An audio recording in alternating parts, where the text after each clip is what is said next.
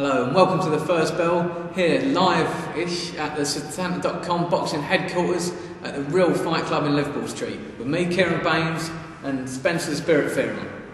The only way to start your week, if you're a boxing fan, you've got to be here with us. How about this for a way to start? We've got Mickey Rourke. We caught up with him at the premiere of The Wrestler this week.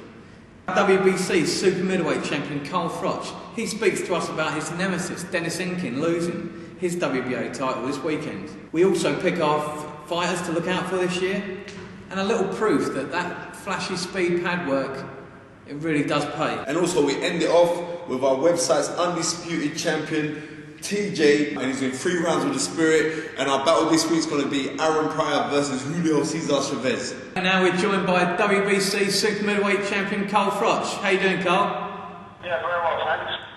Now, your nemesis, the man who pulled out from you, fighting you, how many times? I don't know, Denis Inkin, lost his title this weekend. What do you think about that? I'm not surprised at the to be honest. I don't know the guy who's beating him, I don't know who's responsible for beating him, but I never rated him. Inkin, thought he was an half-decent fighter, that's about it. Quite ordinary, doesn't do anything special. I'm not surprised he didn't beat him, to be honest. So, what do you think is going to happen now between you and Jermaine Taylor? Well, Jermaine Taylor since beating Jeff Lacey is now mandatory for the title, the WBC. So I'm obligated to face my mandatory. Whether or not that fight takes place will be down to probably TV networks and the fact whether or not he wants the fight. I'm sure he does. Rudy Bella said that they want to try and do a deal as soon as they can. Are you a little worried about the talk? I've read some things over the weekend that Roy Jones is apparently on at Lou DiBella to get a fight with Jermaine Taylor. Bernard Hopkins mentioned it as possible that he would take that fight. Are you worried about the old guys stealing in again?